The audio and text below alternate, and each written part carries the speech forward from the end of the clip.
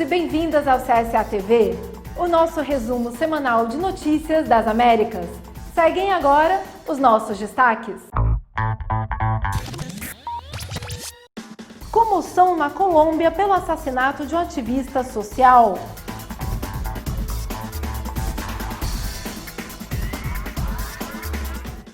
E a CSA emite comunicado condenando o assassinato do líder sindical boliviano Orlando Gutiérrez. No Chile, os sindicatos dos profissionais da saúde se declararam em estado de alerta nacional. E o Ministério da Economia da Argentina anunciou que o Tesouro deixará de solicitar ajuda ao Banco Central.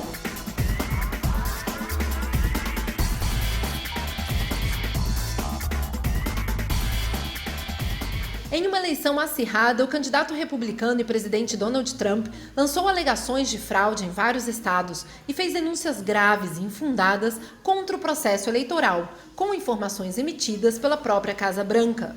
Até o encerramento desta edição do CSA TV, o resultado eleitoral nos Estados Unidos segue incerto. O ex-vice-presidente Joe Biden assumiu a liderança em número de eleitores, mas há estados que ainda não terminaram a contagem dos votos e outros, como a Carolina do Norte, que podem finalizar o processo na próxima semana. O mandatário dos Estados Unidos e o candidato republicano pediu várias vezes para impedir a contagem dos votos, e esse ato foi qualificado pelo deputado alemão Michael George Link, chefe dos observadores eleitorais da Organização para a Segurança e Cooperação na Europa, como abuso flagrante de poder. Até agora, o candidato democrata Joe Biden fez suas ligações para os seus seguidores com calma e se autoproclamou vencedor. Enquanto isso, o atual presidente garantiu que houve fraude e afirmou que o resultado do pleito acabará sendo formalizado pelo mais alto Tribunal de Justiça.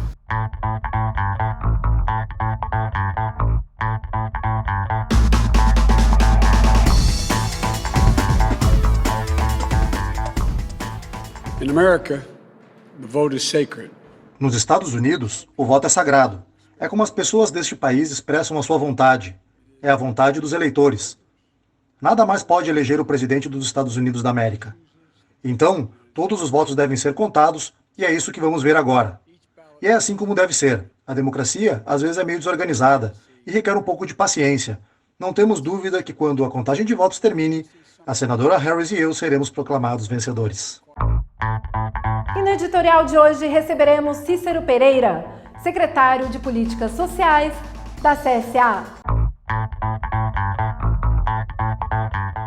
A pandemia de Covid-19 é, sem dúvida, a maior crise de saúde pública internacional das últimas décadas. Por sua vez, o impacto econômico, social e político da pandemia se estende muito além dos vírus. A crise gerada pela pandemia foi precedida por múltiplas crises que geraram uma situação de vulnerabilidade para milhões de trabalhadores afetados pelo desemprego. Empregos em condições informais e precárias de múltiplas formas. As tecnologias da comunicação, de informação, o teletrabalho, o trabalho de plataformas, o trabalho de cuidados, têm sido fundamentais para oferecer à sociedade serviços substanciais em meio à emergência sanitária. No entanto, as pessoas que trabalham nesses empregos sempre foram ignoradas e seus direitos foram desprezados. Mas a pandemia também destruiu milhões de empregos formais. A negociação coletiva foi enfraquecida, da já frágil do diálogo social da região. A devastação ocasionada pelo neoliberalismo em nossos países é tão forte quanto o vírus do corpo das pessoas. Quando nos aprofundamos na situação do trabalho infantil, vemos que, apesar dos inúmeros esforços e os recursos existentes, segundo a OIT, em outubro do ano passado, 10,5 milhões de crianças, meninas, meninos e adolescentes trabalham na América Latina e no Caribe. Desses, 75% realizam atividades perigosas. Ressalta-se que a CSA, desde a sua fundação em 2008, está comprometida com a erradicação e a prevenção do trabalho infantil em todas as suas formas e como combate às causas que o geram. Por esse motivo, propomos a necessidade de um novo contrato social que inclua o respeito à liberdade de negociação e associação coletiva com direitos facilitadores ao trabalho decente. A partir da PLADA, Plataforma de Desenvolvimento das Américas, fazemos propostas como erradicação do trabalho infantil e da exploração familiar, como o trabalho não remunerado por meio de políticas de desenvolvimento produtivo, proteção do emprego a adultos, seguridade social de qualidade, distribuição equitativa da riqueza. Defendemos firmemente direitos das crianças e dos adolescentes à saúde, à educação pública e gratuita, a ter uma família, a um habitat saudável. E a CSA emitiu um comunicado denunciando o assassinato do boliviano Orlando Gutierrez.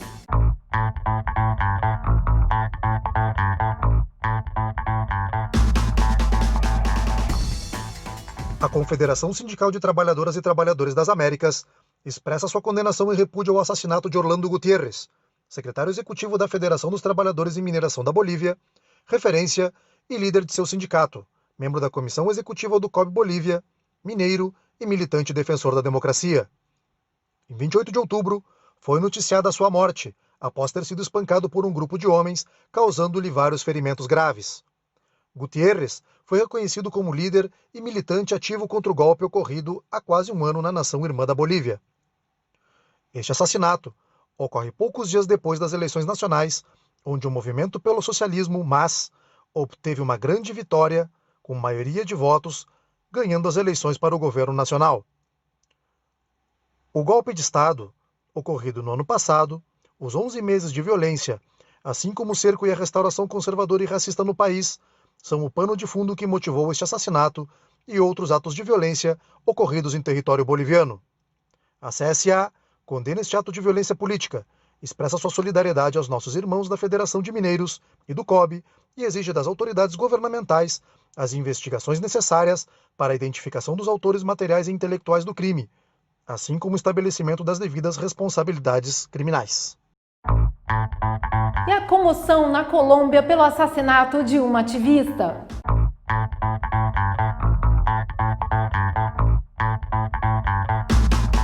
Com cantos que são tradição dos Chocó para a despedida de seres queridos, familiares e amigos homenagearam a ativista de origem colombiana e espanhola, Juana María Perea Plata, assassinada com um tiro na cabeça e cujo corpo foi levado para a praia de Nuquí, um remoto povo costeiro do departamento de Chocó, situado no meio da selva.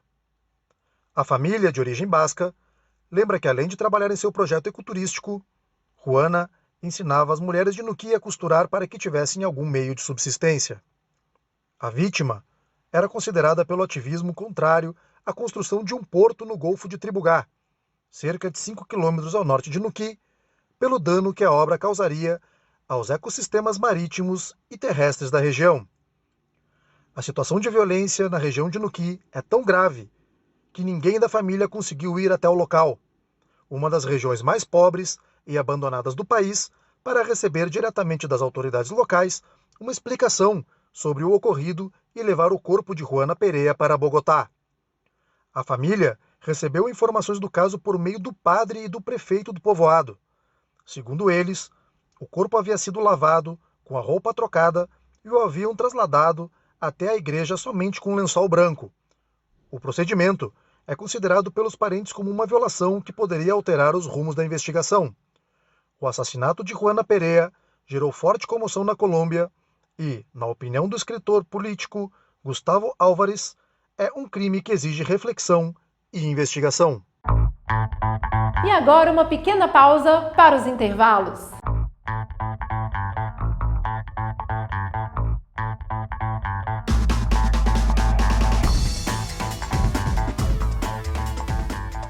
Si queremos fortalecer al movimiento sindical, Se queremos fortalecer o movimento sindical das Américas e queremos que ele tenha a força necessária para produzir as transformações, devemos superar algumas práticas que nos foram impostas pelas elites através de legislações e de outras medidas, como, por exemplo, o da fragmentação e da divisão. Muitas vezes, nós preferimos ter muitos sindicatos pequenos, com poucos trabalhadores e trabalhadoras, ao invés de ter poucos sindicatos, mas com milhares, dezenas de milhares e até centenas de milhares de trabalhadores e trabalhadoras dentro. Isso muda o poder de influência dos sindicatos, o poder de influência dos movimentos sindicais. É o único movimento no mundo que tem essa capacidade e por isso devemos nos fortalecer.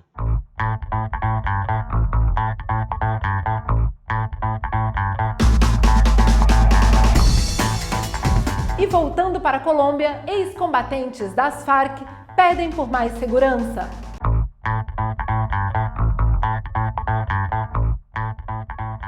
Vestidos com trajes brancos, bandeiras da Colômbia e cartazes com os nomes dos companheiros assassinados, os ex-combatentes das Farc se manifestaram na Praça de Bolívar, em Bogotá, para pedir ao governo colombiano que cumpra com o acordo de paz e segurança. Os ex-combatentes, agora nucleados no partido político Força Alternativa Revolucionária del Común, participaram da chamada Peregrinação pela Vida e pela Paz e chegaram na Praça de Bolívar. No local, levantaram seus cartazes mantendo silêncio. Nos cartazes brancos estavam escritos em diferentes cores os nomes dos ex-combatentes que integram os 236 assassinados em diferentes lugares do país desde que foi assinado o Acordo de Paz em 2016. Os ex-guerrilheiros também fizeram apresentações musicais de ritmos como vallenato e rap.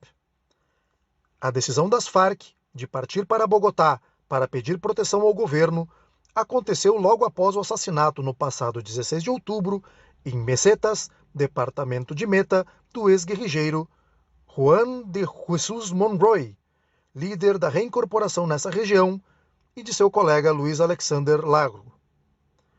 Estas mobilizações ocorreram de maneira totalmente pacífica, obedecendo os protocolos sanitários exigidos pela Prefeitura de Bogotá, que autorizou a manifestação. E o furacão ETA deixa suas primeiras vítimas ao passar pela Nicarágua.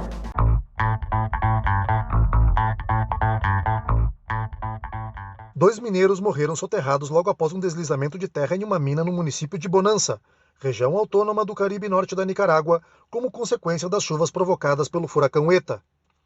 Os fortes ventos atingem a região com intensidade. O furacão foi classificado como de categoria 4 na escala Saffir-Simpson, que vai de 1 a 5. Os mineiros identificados como Will, de 38 anos, e Norwin, de 39, do município de Uaslala, no Caribe, foram as primeiras vítimas da passagem do furacão pela Nicarágua. Um terceiro mineiro chamado Lázaro Herrera, de 44 anos, conseguiu sobreviver ao deslizamento e conseguiu alertar os demais colegas. Os mineiros estavam trabalhando na mina El Comal, na comunidade de Buena Vista, quando aconteceu a tragédia provocada pela saturação dos solos pelas chuvas constantes. Foi um golpe como um peso, sim, me impactou, mas por sorte não muito. Consegui sair e me segurei numa árvore. Me segurei e desci por aqui. Enquanto o sobrevivente dava seu testemunho e os jornais locais faziam a cobertura dos acontecimentos, outro deslizamento ocorreu no mesmo local, mas sem provocar novas vítimas. E o Ministério da Economia da Argentina anunciou que o Tesouro Nacional deixará de pedir ajuda ao Banco Central.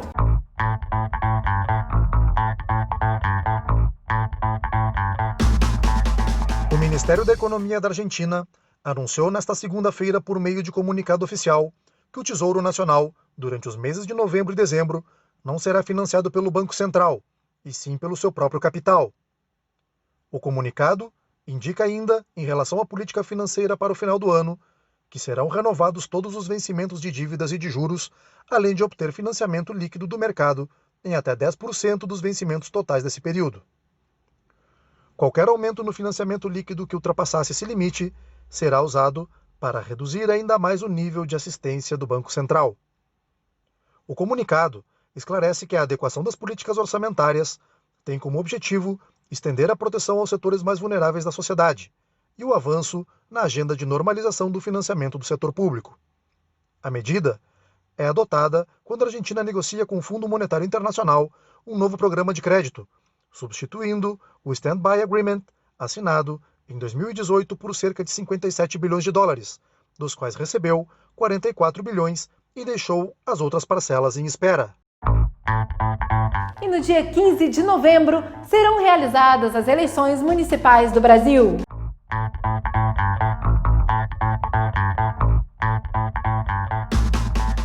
Uma eleição atípica. É uma eleição atípica. Estamos num processo de pandemia com dificuldade para fazer campanha na rua. O PT tem tradição de fazer muitas campanhas na rua, inclusive com o presidente Lula. Fazer comícios e que não deixemos de fazer isso, a campanha de rua.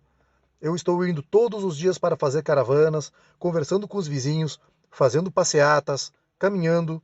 Por isso, não sabemos como exatamente vai ser o comportamento do eleitor com relação a essa questão. Está havendo uma aceitação muito grande da minha candidatura e do PT, do Lula, mais do PT e do Lula, porque não sou uma pessoa tão conhecida. E mais uma vez, o Congresso Nacional do Peru abriu um processo de impeachment contra o presidente Martín Vizcarra. Essa e outras notícias no nosso próximo bloco. Mais uma vez, o Congresso Nacional do Peru abriu um processo de impeachment contra o presidente Martín Vizcarra, acusado de incapacidade moral permanente. É a segunda vez que os deputados buscam afastar o presidente em menos de 2 meses por supostos atos de corrupção. E o presidente argentino Alberto Fernandes disse que, se tudo ocorrer conforme o previsto na fase 3 de testes da vacina Sputnik V contra a Covid-19, a Argentina estará em condições de vacinar a população de risco entre o final deste ano e o início de 2021. O Haiti apresentou uma leve recuperação das atividades econômicas durante o 4º trimestre do ano, de julho a setembro, segundo informações do Banco Central do país.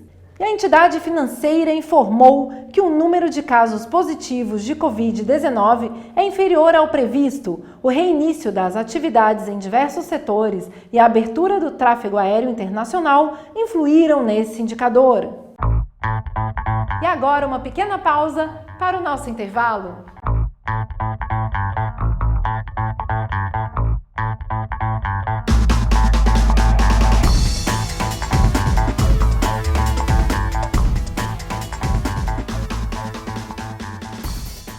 Olá! Gostaríamos de convidar a todos e todas as nossas entidades filiadas e fraternas a participar da Conferência Continental Transformar e Fortalecer o Sindicato para representar e organizar toda a classe trabalhadora nos dias 26 e 27 de novembro de maneira virtual. Nós da CSA realizaremos essa conferência para organizar um sindicato que possa estar lutando e representando os trabalhadores informais, os precarizados, aqueles que não têm contrato de formal. Queremos um sindicato que os trabalhadores e trabalhadoras estejam independente do seu vínculo contratual. E vamos começar a organizar isso nas Américas.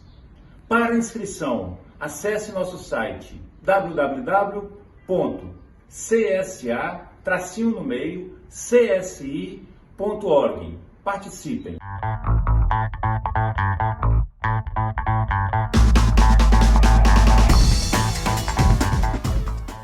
E no Chile, os sindicatos de profissionais da saúde se declararam em estado de alerta nacional.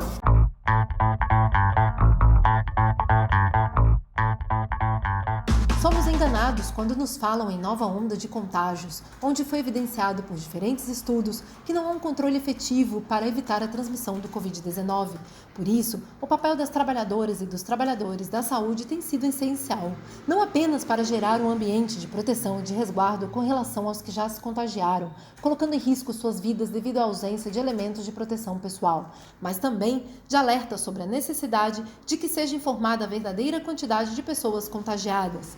Precisamos ter mais certezas e informar a verdade à população sobre qual é a situação real. Hoje em dia, vemos uma nova onda de contágios nos países da Europa. Tudo indica que, se não tomarmos as medidas e as precauções necessárias, essa situação poderá ocorrer novamente no nosso país a qualquer momento. E a Organização Mundial da Saúde respalda o direito de protestar contra restrições, mas de forma segura.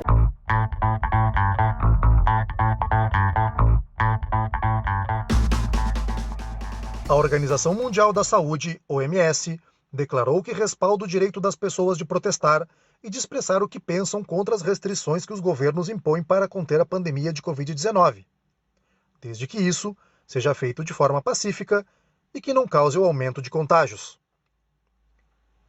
As pessoas estão frustradas e têm o direito de estar. Todos querem voltar a uma vida normal, reconheceu o diretor de emergências sanitárias da OMS, Mike Ryan. ao comentar os protestos ocorridos nos últimos dias em cidades europeias, incluindo algumas na Espanha, onde as manifestações se transformaram em atos violentos. Ryan disse que as pessoas têm o direito de questionar as medidas restritivas dos governos, embora o ideal seja haver canais de diálogo entre a comunidade e suas autoridades para que as medidas sejam tomadas por consenso. Peru, um país que enfrenta o tráfico de bens culturais.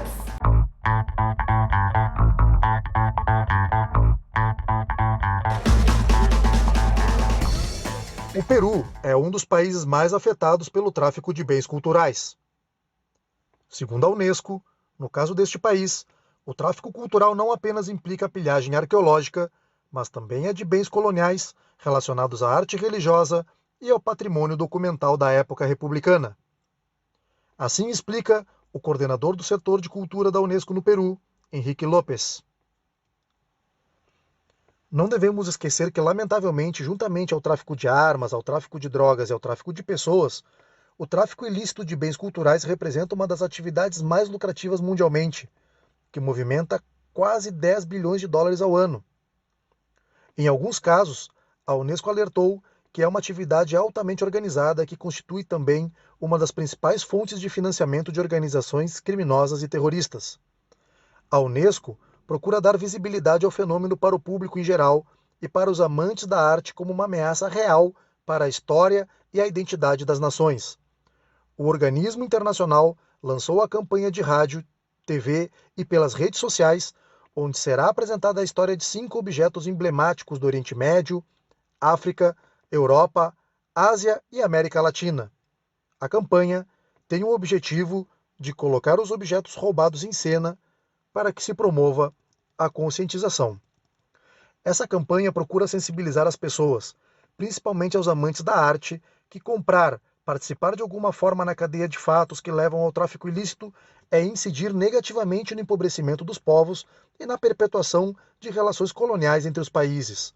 Apesar da enorme quantidade de casos no Peru, Lopes destacou que o país tem uma posição de liderança na América Latina na articulação institucional para combater esse crime. Nos últimos 10 anos, o Peru tem fortalecido a sua luta contra o tráfico de bens culturais e já recuperou quase 17 mil objetos patrimoniais. E os países do Cone Sul realizam reunião preparatória com a CSA para a Conferência Continental. Nesta semana, a Confederação Sindical das Trabalhadoras e Trabalhadores das Américas, a CSA, realizou um encontro subregional do Cone Sul com as centrais afiliadas da Argentina, Brasil, Chile, Paraguai e Uruguai para discutir a autorreforma. Este é o segundo encontro de um ciclo de debates prévios à Conferência Continental, que tem como tema transformar e fortalecer o sindicato para representar e organizar toda a classe trabalhadora. A conferência será nos dias 26 e 27 de novembro.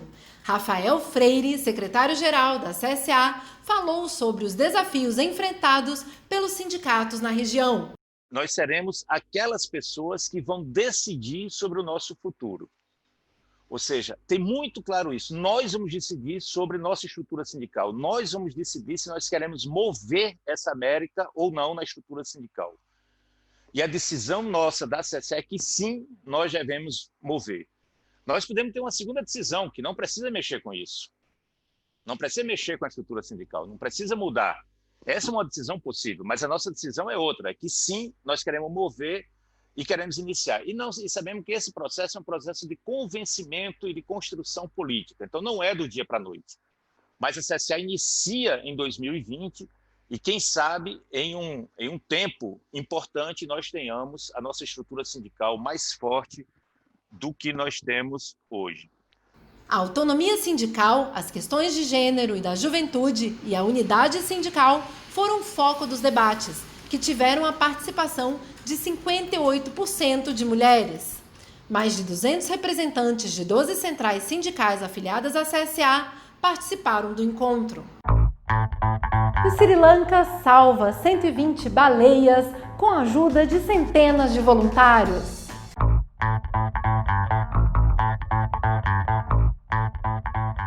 O Sri Lanka salvou 120 baleias encalhadas na praia graças à ajuda de centenas de voluntários e à coordenação da Marinha. É um dos incidentes mais graves desse tipo registrados na ilha e, apesar de que 4 animais não tenham sobrevivido, as autoridades destacam que a situação poderia ter sido muito pior. Os vizinhos da praia de Pandura, na costa ocidental do Sri Lanka, a uns 30 quilômetros de Colombo, descobriram dezenas de baleias encalhadas na areia. Apesar das restrições para controlar a expansão do coronavírus na região, centenas de voluntários se uniram aos trabalhos de resgate liderados pelos salva-vidas e pela Marinha. As águas do país são o habitat natural das baleias piloto, uma espécie que também é encontrada em outras partes do mundo e que vive tanto nos trópicos como em regiões de águas cálidas, que com frequência são afetadas pelos sons dos barcos pesqueiros. Agora, o Departamento de Preservação da Fauna está investigando o caso para esclarecer as causas do incidente.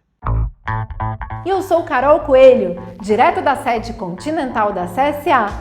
Muito obrigada por nos acompanhar.